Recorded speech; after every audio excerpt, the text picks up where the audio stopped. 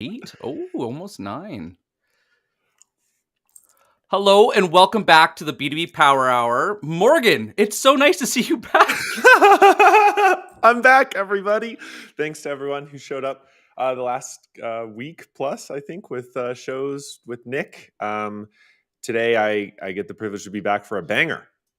It was interesting when we started talking about this show and what we were seeing. And the 3 most common questions that we get asked in DMs is, I don't know who to talk to, I don't know what to say, and I don't know when to reach out. And so it really catapulted us on this journey of why is this so problematic? What happened? Because when we started out in sales, someone taught us how to do account research. Someone taught us how to find that information, taught us how to route into accounts. And of course, there was always a talk that channels are dead. Of course. Always. But what happened that made this such a big deal? Mm-hmm. And so I was trying to think, to have this conversation, who would be the best people to bring on? And it's always interesting when you talk to friends that go on a lot of podcasts and they say, there's this one person, just one person that is the most unbelievable host that asks the best questions, that gets the root to all the problems and makes you sound incredible. And that's the one and only Jen Allen. Mm-hmm. And then with Jen Allen, we're like, who can we put on par with Jen Allen to have this conversation that's also really prepared? And I was thinking, who do I know that gets this better than most? And I was thinking of the person that helped me really understand how to frame a problem I was trying to think of who would help me frame a problem so it's really understood. And you're not just throwing out a solution. You're really building that understanding and making it really compelling so that they really want to talk to you. And the first person that ever really helped me understand that was the one and only Josh Braun. So let's bring them on. Let's bring them on. Yay! Welcome to the show, guys. So great to be here. I got to say, if anybody has an opportunity to get introduced on a LinkedIn Live, you should take it because it feels really good, to have. So if you can do that, do that. It's a great opportunity to do that. We're happy to provide here at the B2B Power Hour. Thanks for having me on.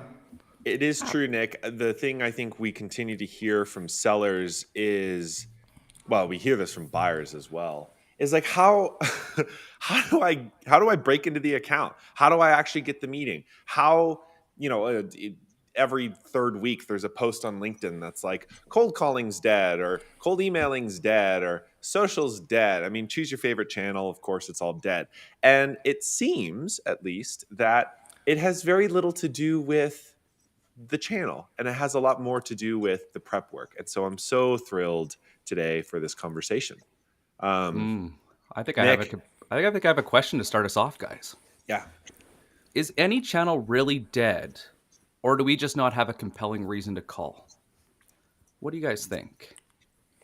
I mean, I would argue MySpace might be dead. I'll go with that. That's the one channel. But aside from that, I think it's just an attempt to be provocative, right? Like, no matter what the channel is that we're using, in my opinion, it matters far more about the content of what we are saying versus the channel through which we say it. Like, I personally will own up to the fact that I'm not someone who feels very comfortable with cold calling. So I've worked my entire career to find out how to maximize other channels because of my deficiency in cold calling. But I would never sit here and say cold calling is dead just because I don't think I'm that good at it.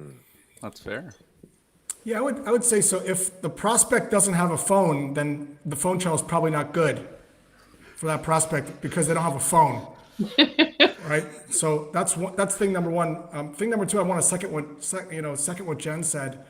Movies can be amazing, but they could also suck. Books can be amazing. They could also suck. Video can be amazing. It could also suck. So it's never really the medium.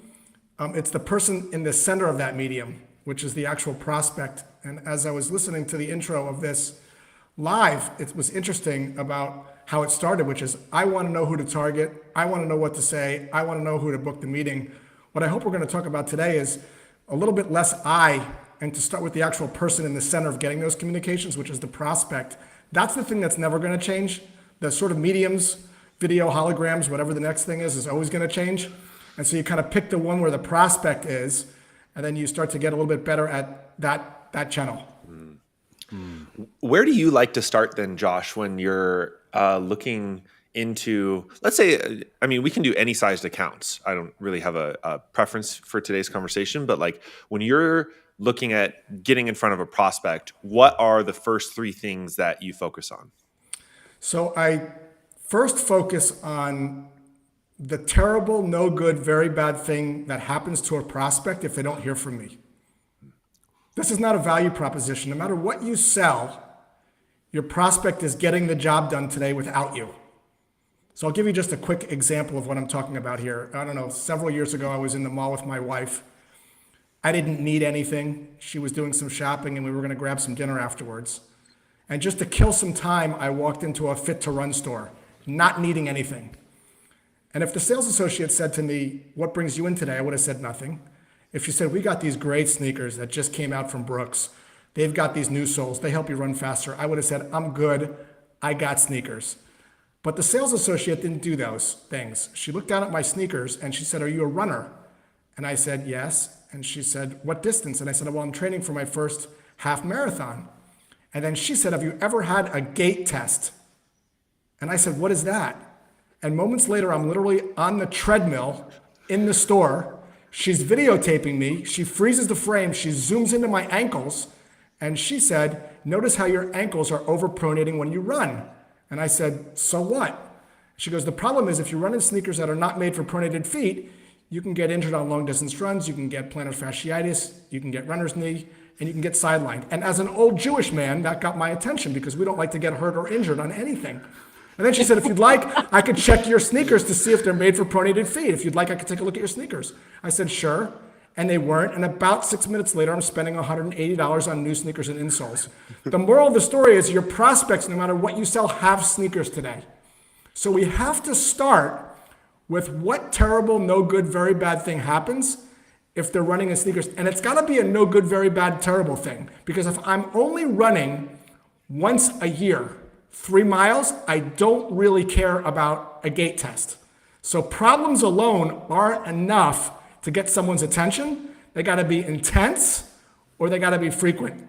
Most of the time when I do this exercise with salespeople, and I say, "Tell me the before story," I call it the infomercial story. Like, what's your version of that? They struggle with it. They kind of go to, "Well, we sell sneakers and they help you run faster." And no one really cares because everyone's got sneakers that are good enough. So we got to start there. Jen, it kind of reminds me of some Challenger insights in a different way, of course, Yeah, I mean, I think one of the reasons I'm such a fangirl for Josh, and he knows this, but so I don't feel weird saying it, is because I think the way that he tells stories really illuminates what we are trying to convey in Challenger in such a more powerful way than I think traditionally we've done it, right? So when Josh talks about that sneaker story, one of the things I recall when I was first learning how to sell is I would look at an opportunity territory and I would look at what we did and I would say, well, everybody can benefit from more sales training, right? Like, so I had this tendency to look at these big, sexy opportunities. I would go through opportunity by opportunity and say, well, they have a large sales force and they're a great brand. I'd be super excited to bring on. And I would convince myself that anyone could benefit from this. And that was the conversation I was delivering to my prospects. And the reality is, sure, people could benefit from it. But to Josh's point around running, 3 miles a year, it's the same thing. Like, so now when I'm looking at an opportunity, I try to put that aside. And instead of thinking, why might someone benefit or like our solution?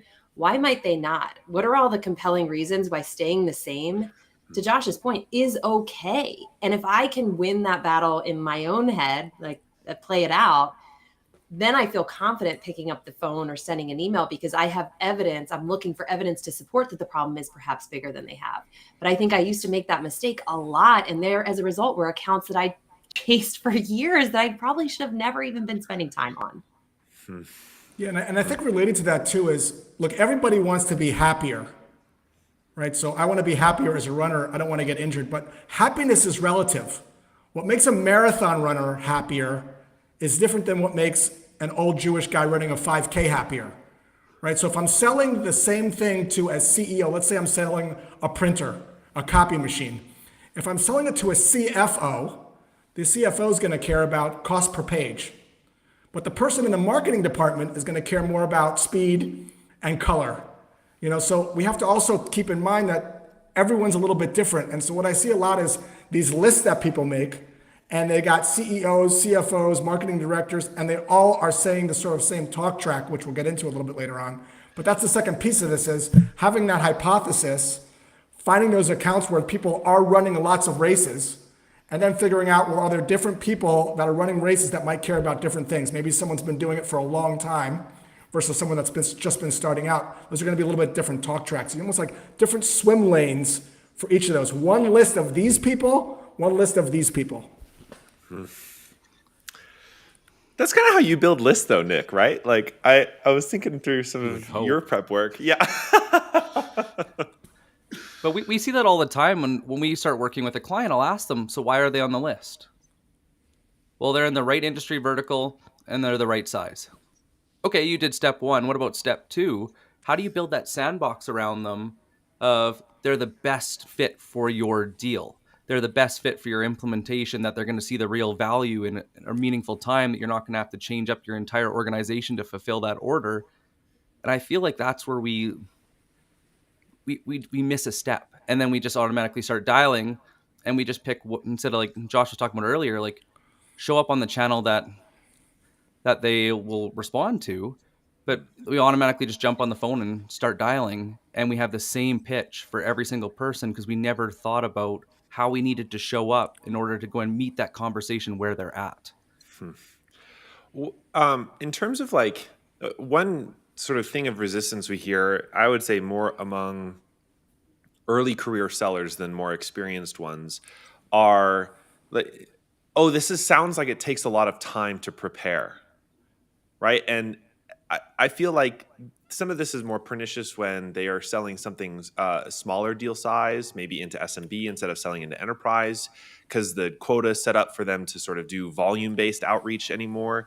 What are some guidelines that individual sellers should be looking at for how much time they're investing into this prep work, not only finding the swim lanes and understanding the big problem to solve, but kind of creating those lists before they actually run their outreach? Do you have any guidelines on that?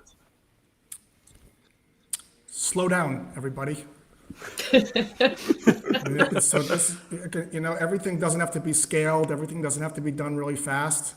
The thing is, if you rush through the list creation process, if you're not real slow about that, and you're addicted to speed because you want to start sending out emails and making calls, what's going to end up happening is you're going to have lots of conversations with the wrong people. Having conversations over the phone is the easy part now. There's technology and services out there that allow you to make 50 dials and have 12 conversations consistently. We could talk about the 3 ways to do that, but it is no longer a challenge to have conversations. So if you have people that will pick up the phone, and you have your hypothesis, and you have a talk track that is not pitching anything, we can get into that a little bit later on, but just allows people to sort of feel comfortable opening up, you can get good really fast. Because again, you can have 12 conversations every 50 dials. Back when I was selling younger, it would take longer to get better. So it doesn't take long to whip up a hypothesis and to slow down and spend the time necessary to create a list. I'm not talking about a week, I'm talking about maybe 4 or 5 days just to make up a good list of about 200 people. LinkedIn with Sales Navigator doesn't take that long. And then use a service like Phone Ready Leads to ensure that you're only calling people that are most likely to pick up the phone. That's not a long-term contract. That can be done in 2 days. And then you can actually every day have 12 conversations. And if you break your cold call up into 4 parts, which we'll talk about, you can actually measure how interesting you are. Are you losing people at part 1, part 2, part 3, part 4? And you can start to hone in your message to see, wow, this is really resonating, but I'm losing people over here, or this is really clicking. And you can do this really, really quickly within like a couple weeks. Mm-hmm. Yeah, I would say to Josh's point, you can save time early on by taking these like spray and pray tactics, but you always pay the price later. Like, we can't remove time from the equation. It's just, where do you want to waste it? So for me personally, I think, I think there is a slight nuance if you're selling a large enterprise deal versus if you're selling a really transactional product. Like, I will acknowledge that, I do hear it, but in both circumstances, both of those require an immense, deep understanding of the problem that customer may not really fully appreciate about how they're running their business, an appreciation of all the alternative ways they've convinced themselves that they're currently attacking it, and very, very deep understanding of how to recognize those things. So, for example, in selling what I sell, right, it used to be like, we can only do this kind of preparation if it's an enterprise public company. Now we are living in this era where like people like us are on podcasts like this talking about their company's growth strategy. And so I can go out and hunt and just Google things like CEO Plus podcast, and I can start to listen for what is the wisdom of that customer. They are trying to get to this end state. They're talking about these three things that they're doing to get there. Where can I recognize a flaw in that wisdom? And then where that would put them for me into like my primary top-notch territory. And then there might be a middle camp where I'm like, I kind of think there's something there, but I don't have evidence to support it. That would be my B camp. And then my C camp, or my I'm not even going to waste time on it, is I have no reason to believe that they are pursuing something and they're pursuing it with this conventional wisdom that would necessitate them to change anything. And I think we have to just be honest with ourselves that not everybody is going to be a customer, and like double down on the ones that we have evidence to support that could. So that's certainly how I think about it. I totally relate to what Josh said. Yeah, you're not selling tacos. I don't know who put that in the chat. I feel like Crunchwrap Supremes is not Oh, that's great. I think that's Dr. Jim in the chat. One thing, Nick, I didn't mean to cut you off if you had a question. Okay.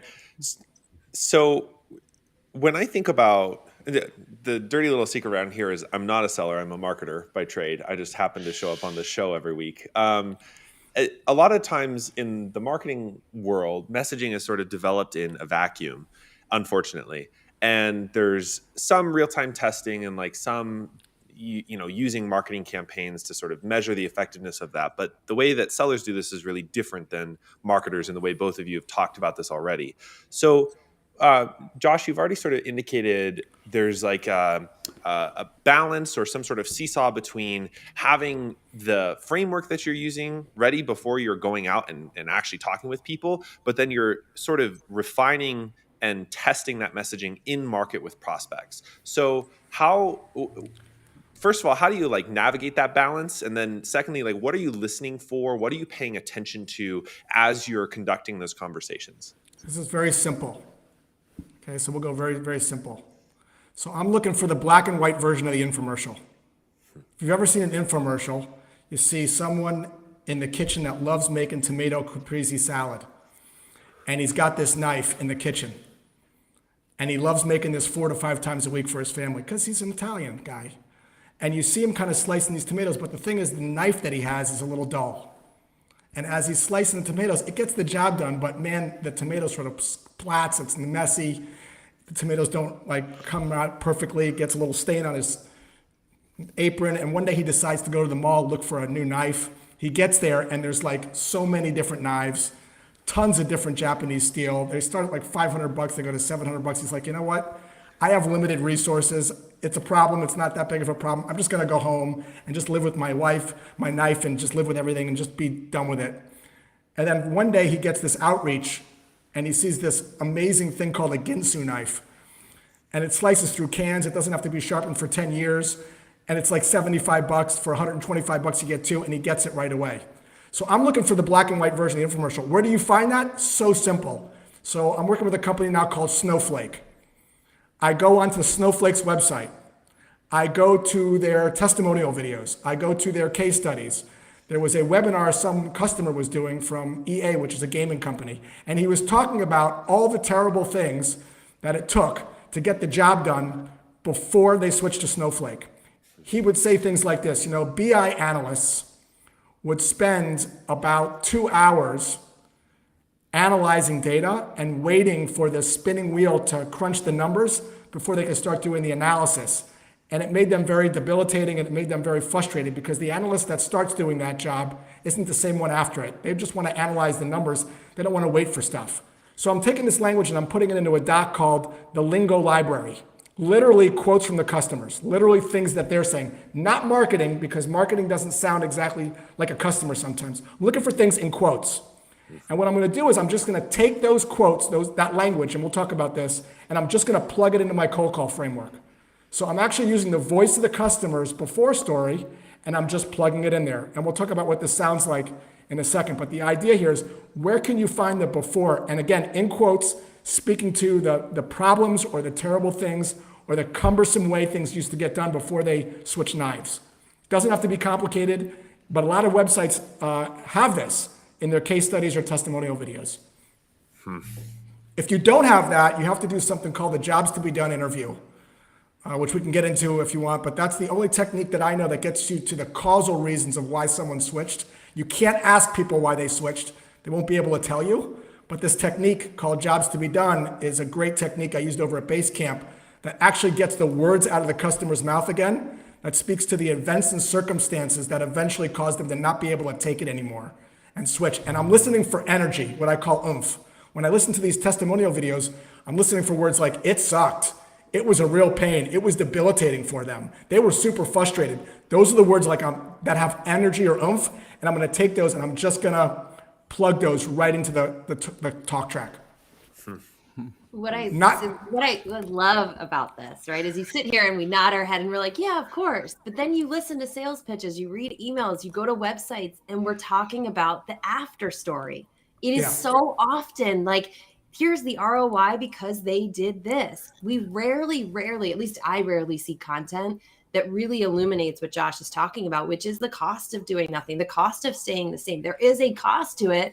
And we as humans, we want to turn our eye to it. It's the same reason for 6 months I didn't go to the gym. I was like, I'm not dead. I'm fine. Like, I'm just going to keep not going. But if I had gone to the doctor and they said, Jen, you're going to have a heart attack, I would go. And it is the single greatest thing. It's the reason I love Josh's content so much, is because oftentimes we don't recognize this human behavior until we are confronted with stories that we live and breathe in our personal lives. So if there's one thing of anything that people take away from this, it's like the before story is the power, because that's what draws people in.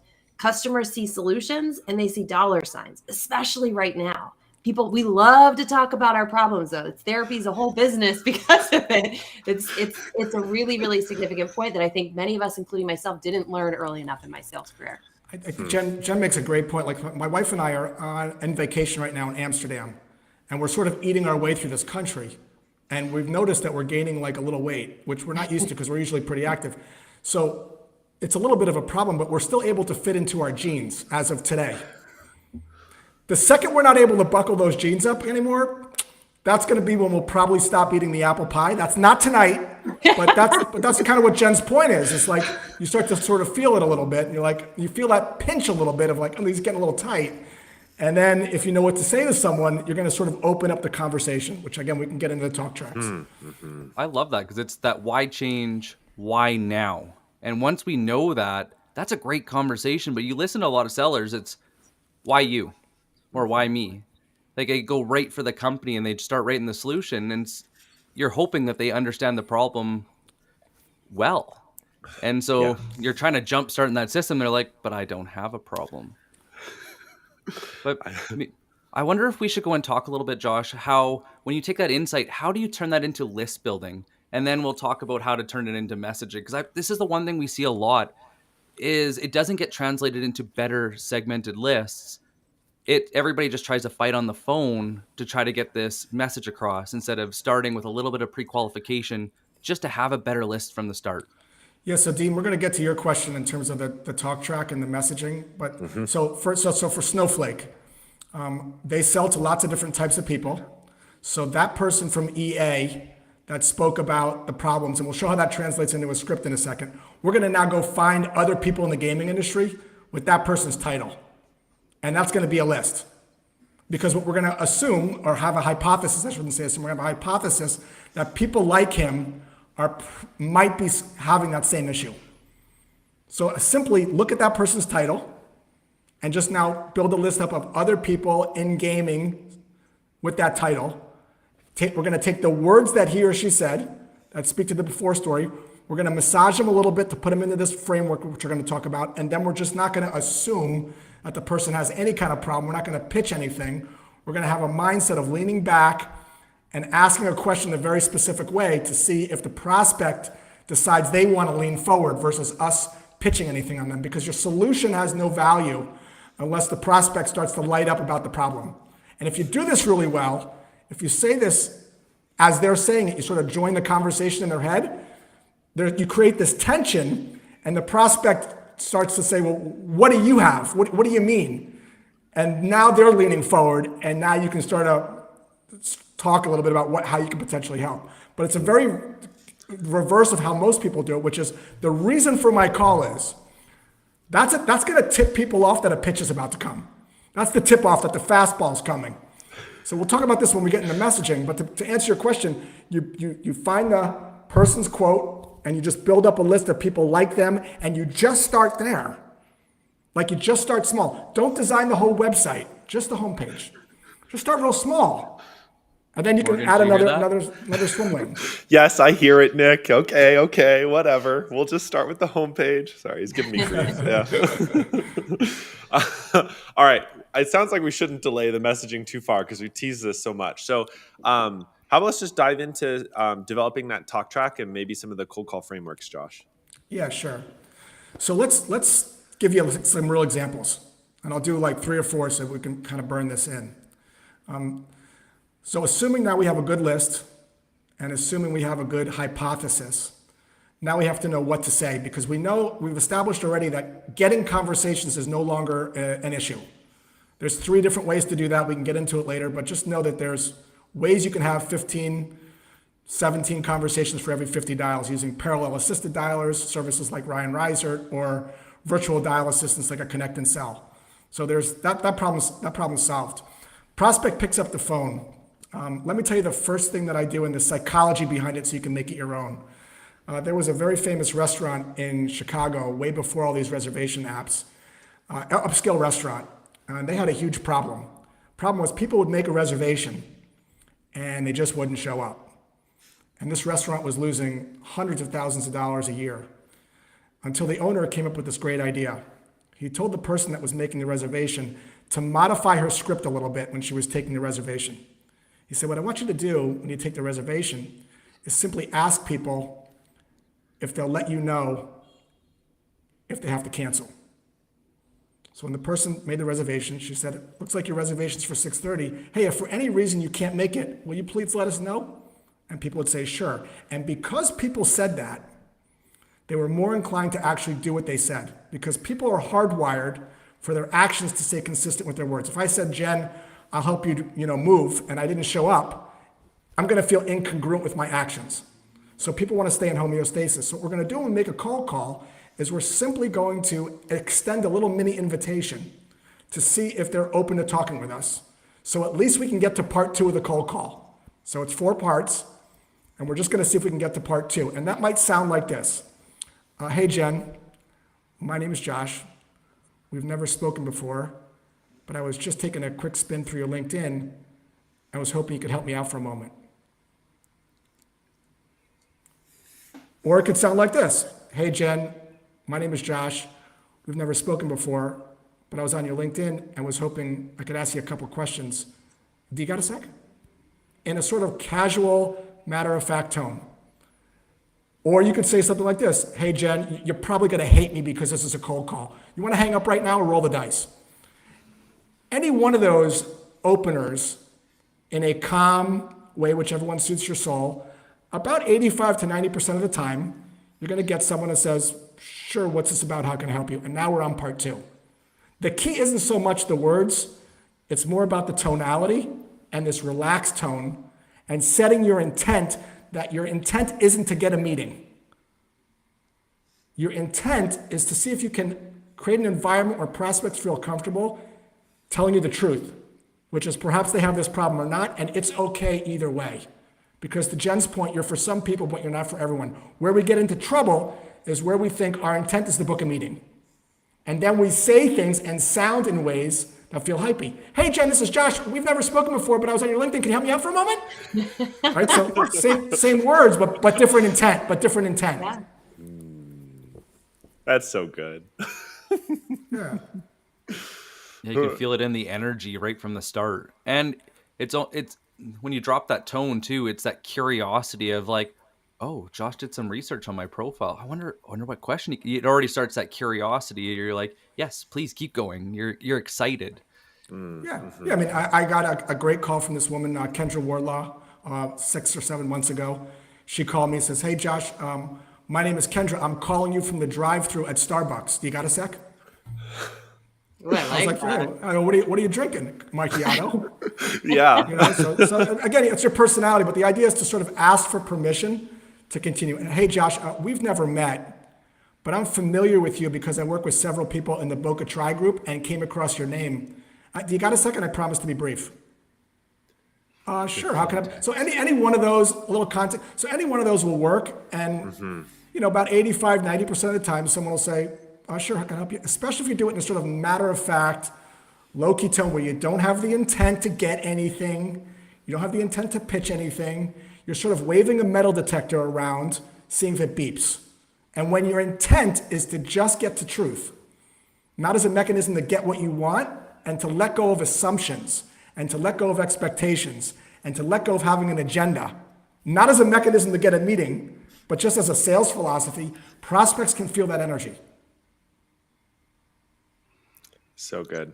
No, I mean, just to drive this home, when your intent is to book a meeting, and a prospect says, I can't talk right now, I'm on my way to the hospital. If your intent is to book a meeting, what the reps do is, sorry to hear that. Can I steal 37 seconds to tell you why I called? This happens. If your intent isn't to book a meeting, you say, oh my gosh, is everything okay? If your intent is to book a meeting and the prospect says, I'm at the gym, and your intent is to book a meeting, you say, can I have 37 seconds to tell you why I called? If your intent isn't to book a meeting, you say, backer buys. Right? So it's a different, but you can't get that if your intent is to book a meeting. You're always looking for 37 seconds. Like I heard a great cold call. This guy, Justin's really good on the phone. This was 4 months ago. The guy says, hey, I can't talk right now. I'm on a boat. And Justin, in a very calm voice, said, how do you get to be on a boat Tuesday at 2:00 in the afternoon? I want to be on a boat. And the guy's like, oh, you got to be older. And Justin goes, I'm old. And the guy goes, how old? He goes, I'm 38. He goes, you got to be older than that. And it was an 8-minute call. It was an 8-minute call, right? So that's part one. And we can get to part two if you want, but I didn't want to monopolize. No. Jen, did you want to add anything, or you want to go and jump into the next round? No, I think just as that role play plays out, right? Like one of the things I also like about what Josh does, he didn't waste up a bunch of real estate talking about where he's from and who he is. It's just he gets to the point, right? Which is something we do in we do it in our personal lives. We overcomplicate it often in conversations and sales. So sitting there thinking about being the recipient of that call, I for sure would have said, yeah, sure, what's up? Even if I was probably like not expecting the call. Yeah, and so part two is, even though we've done some research and we have our list, we have to actually validate that the person we're calling is actually doing the job that we think they're doing. So that might sound like this. Hey, Jen, just to make sure I'm in the right place, are you still the one responsible for booking guests on your podcast? Or am I in the wrong place here? Hey, John, just to make sure I'm in the right place, do you still oversee the data team over there at Acme? In a sort of casual way. Yeah, that's me. I'm overseeing them. Or no, I retired. Don't we want to know they retired before we actually go any further? And again, this happens all the time. Sometimes people skip this step and they go to part three, which we'll get to, and the guy or the woman says, I don't even work there anymore. I don't even do that anymore.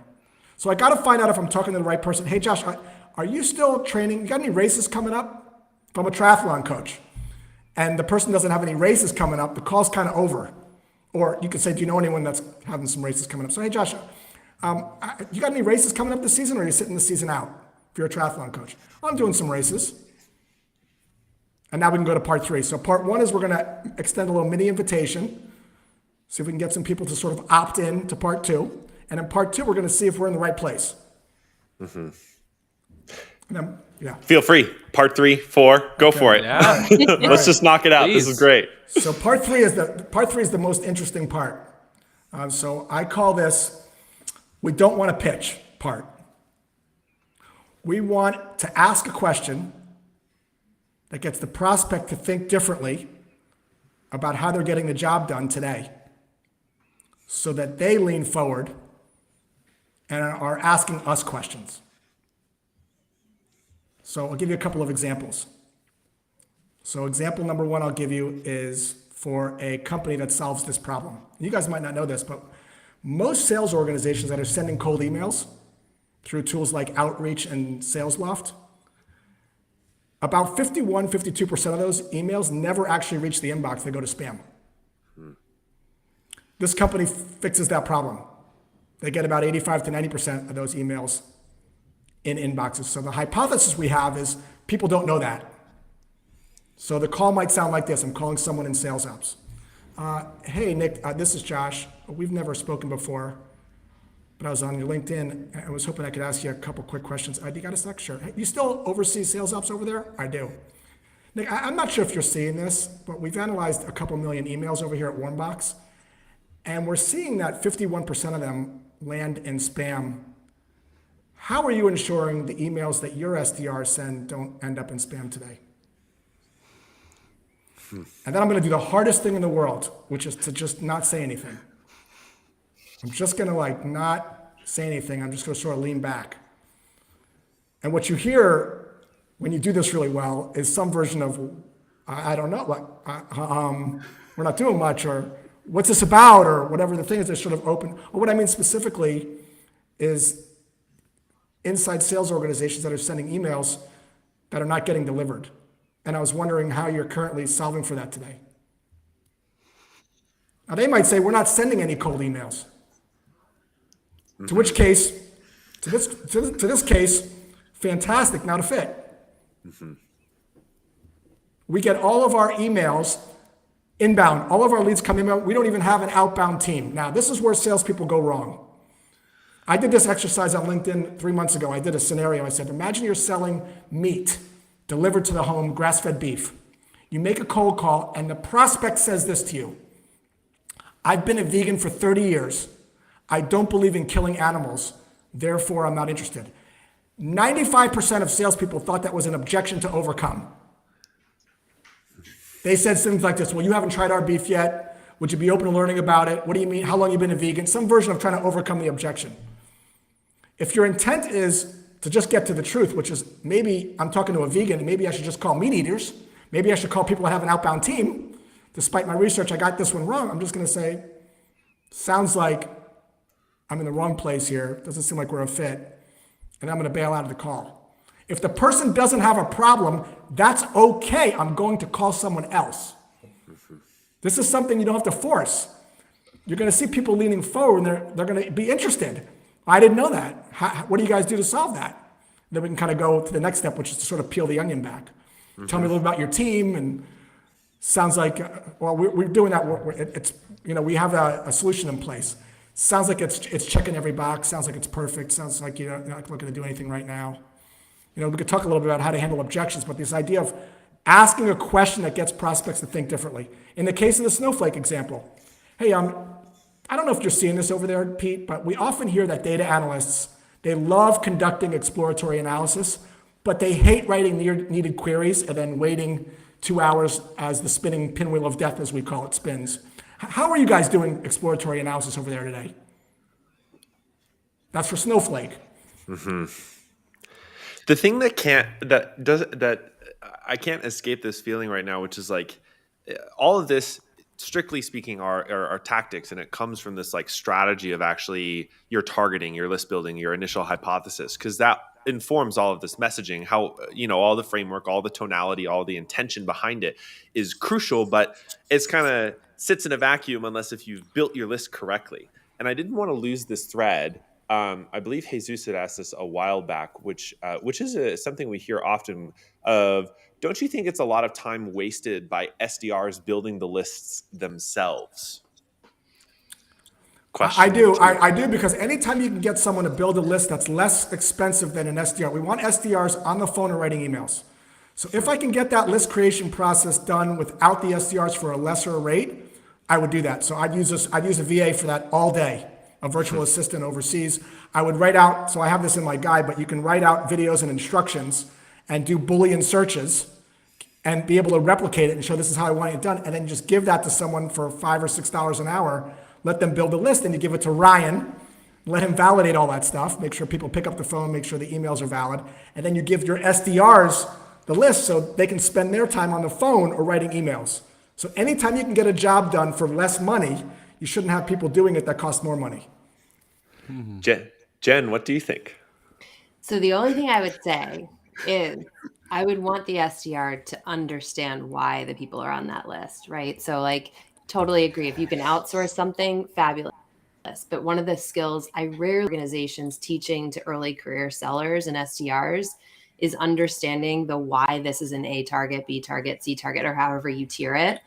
And I think in more cases than I would love to see, it is left to the SDR to decide, what do you want to go after? And so we all come into this role flying blind and we think like, okay, I recognize that name, or we have another customer that looks like that, so I'll put these people on the list. So regardless of how you do it, making sure that the SDR roles understand the why behind why the people are on the list is so incredibly important, and making it so that they could do it on their own if they had to. Now, but I agree with Josh. Like, you can outsource it, let them spend their time actually making the dials and sending the emails.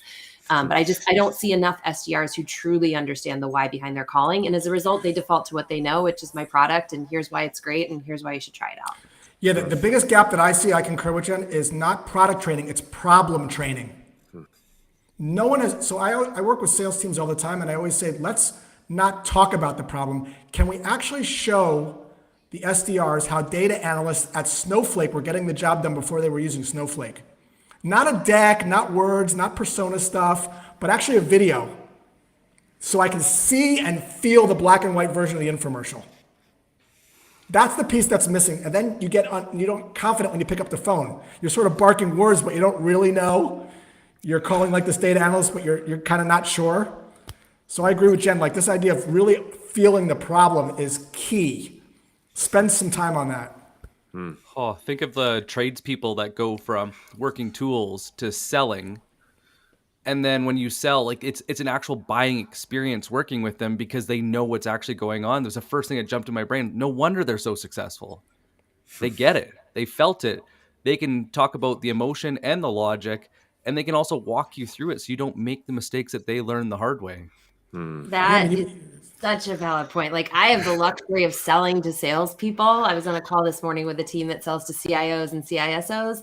If you do not do the job to which you sell to, like me, where I get the benefit of being like, yeah, it sucks when you lose to no decision, and I can story tell my own, we have to, and I think, Josh, this goes to your earlier point, we have to be able to tell the story that our customers are telling in a way that shows we have credibility because we understand the pain. Like, credibility by saying we work with this company and this company is such an overused motion. Like, where I feel credibility in opening up to someone is when I can be like, wow, they are surprisingly on the money in terms of my problem, not because you work with Microsoft or Google or whatever name in your list. Yeah, I mean, I had to a similar point with that sort of getting to know your customer. I'm in Amsterdam. There's this shop up the street. This guy, Jose, owns a leather shop. He makes leather.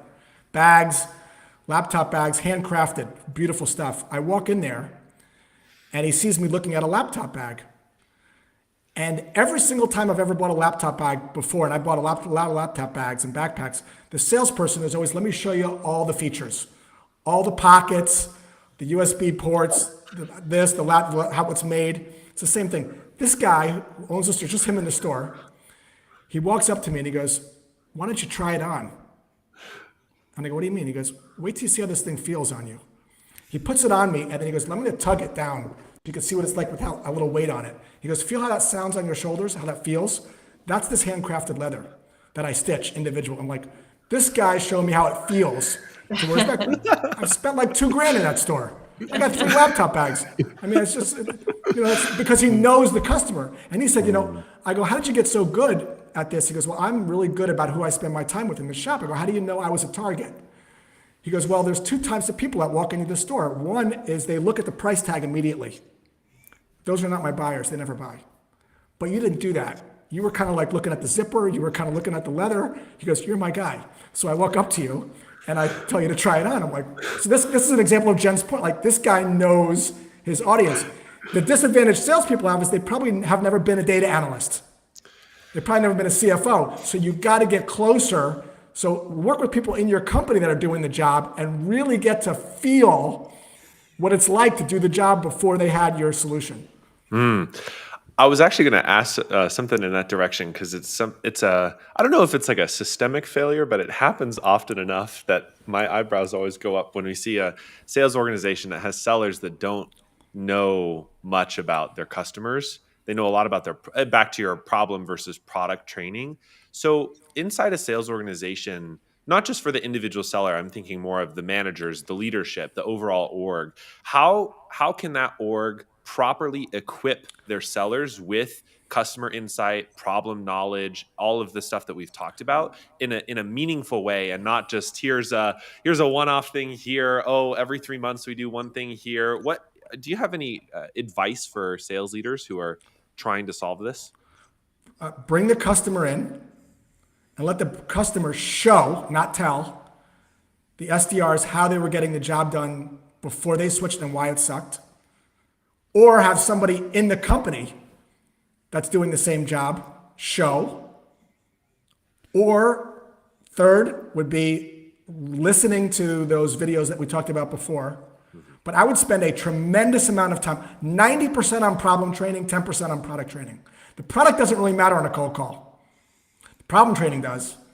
So I'd flip it 90% on problem training, and I'd bring and I start with just one person, one job, not 10. You can't learn a whole guitar song. I think sometimes leaders throw too much at SDRs, like 9 personas. It's too overwhelming. Sort of like about what Snowflake is doing. They're starting with like these people with this issue, so you can get to know it a little bit. I don't know, Jen, if you have a take on that. Yeah, no, I think that's an awesome take. I would add win-loss. Like when you win, don't just tell the story of why they bought. Like we have a channel that talks about anytime we book a deal, like what was the circumstance. Really hold the team accountable for talking about like to Josh's point earlier, the before story. What was the before that elicited their positive response to what we had to offer them? Make sure you're calling that out in the announcements. Same thing for losses. When we lose, have a culture of learning from losing.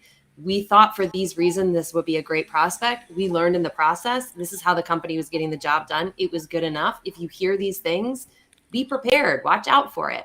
Those are the two things I think leaders can do. If you are a seller and you are working in an organization where you are not getting this type of insight, one, that sucks. I feel you. Like it's hard.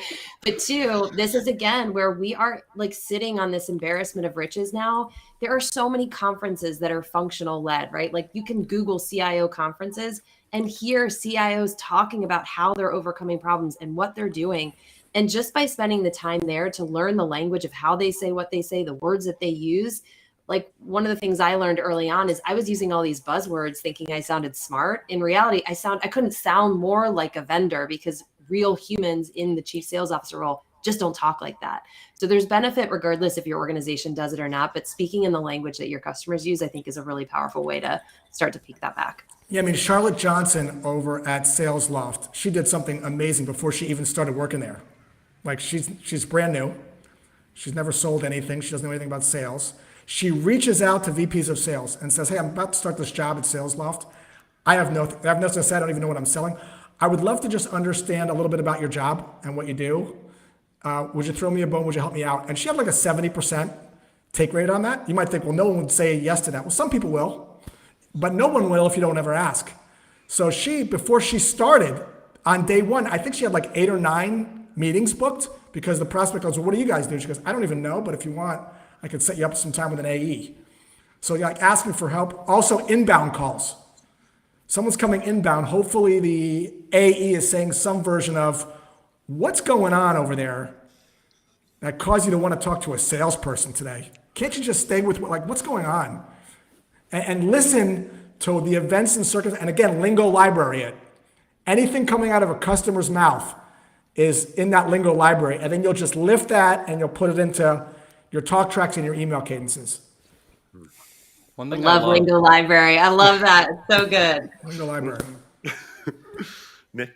One thing I'm loving is every time you guys are talking about how you're approaching this is you have a hypothesis started with that list. And every question is getting you closer to the truth. That's it. That's it. That's all it is.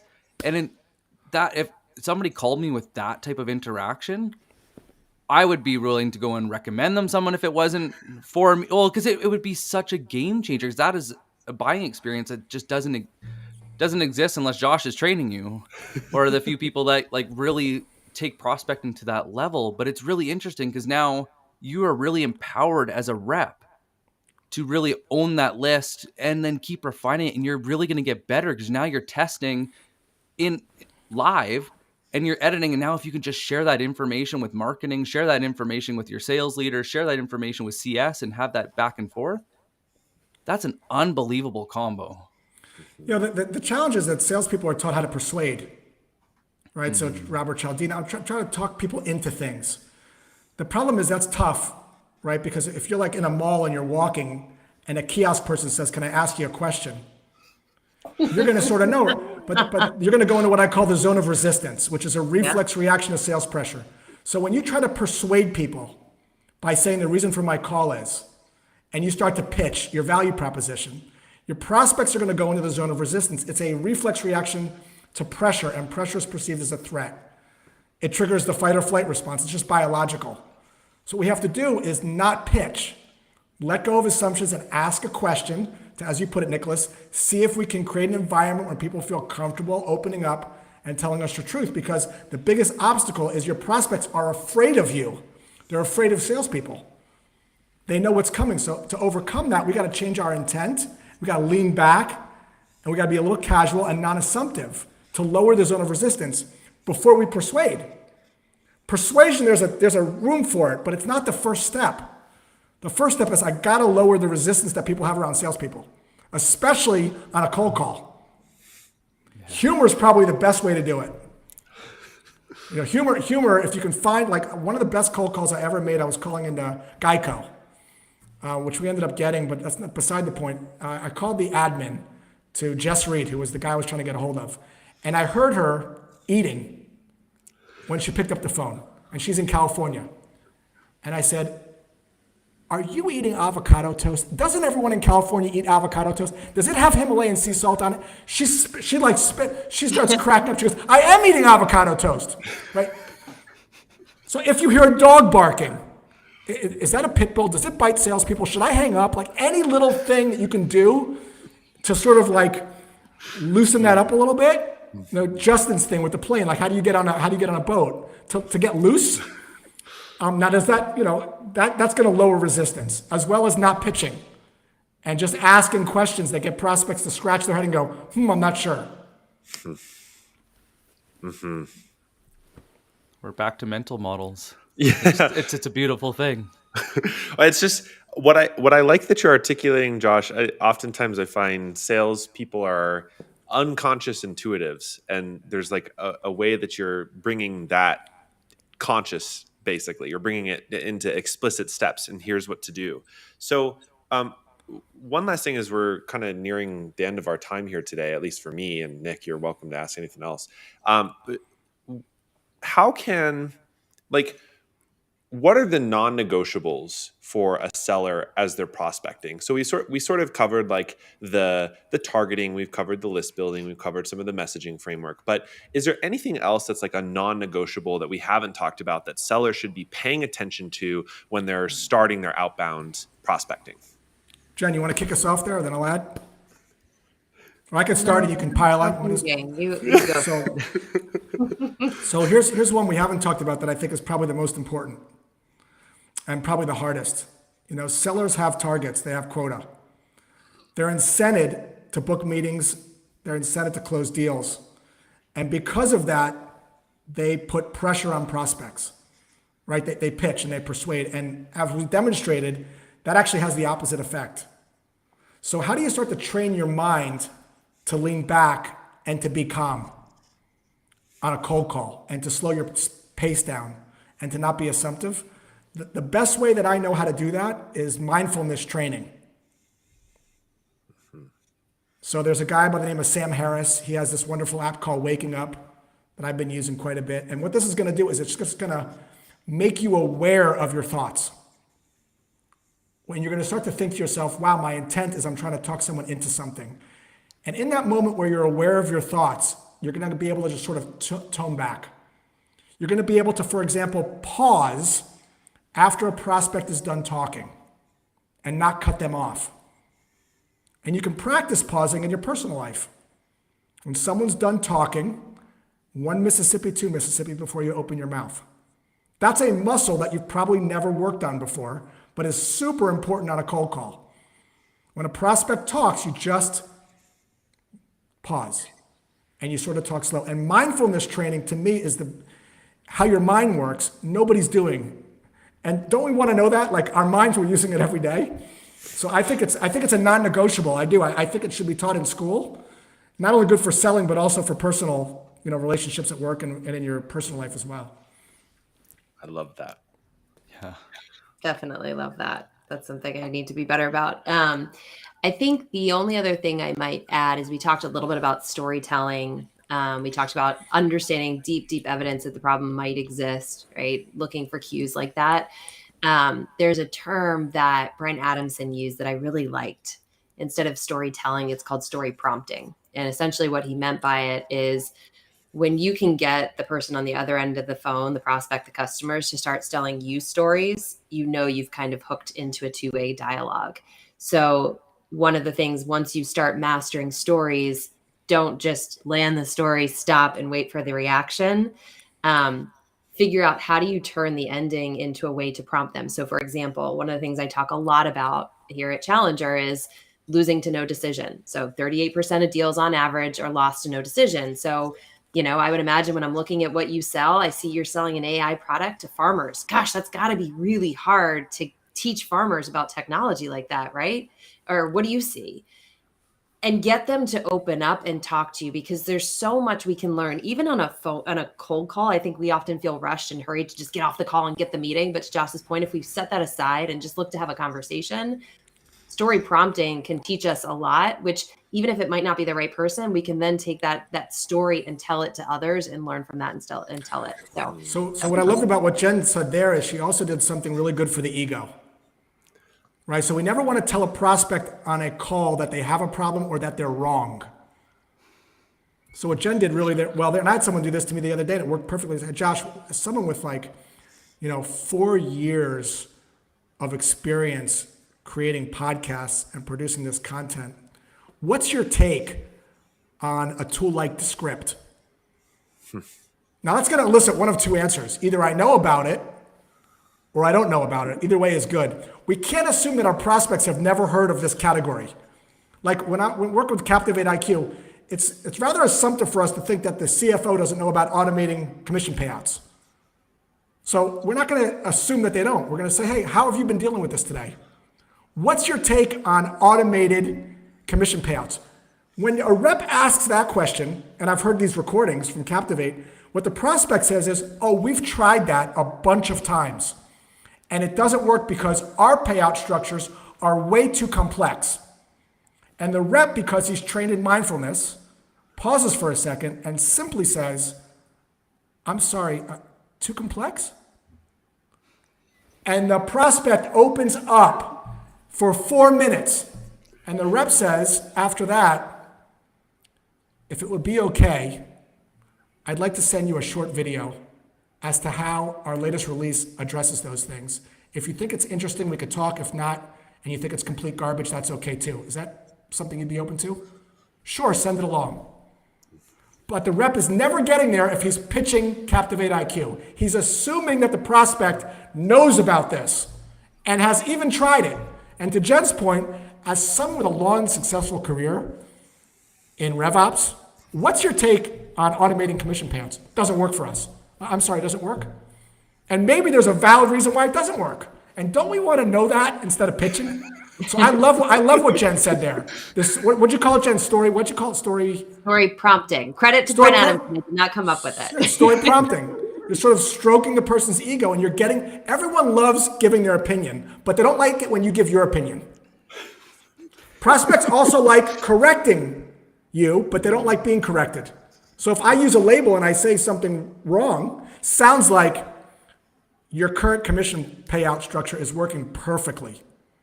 Well, I wouldn't say it's working perfectly. Oh yeah, what's going on? They like to correct. but they don't like being corrected. So I love what Jen's point there, which is like, we don't want to tell anyone they're wrong. We don't want to pitch anything. And we don't want to assume that they don't know anything about what we're talking about.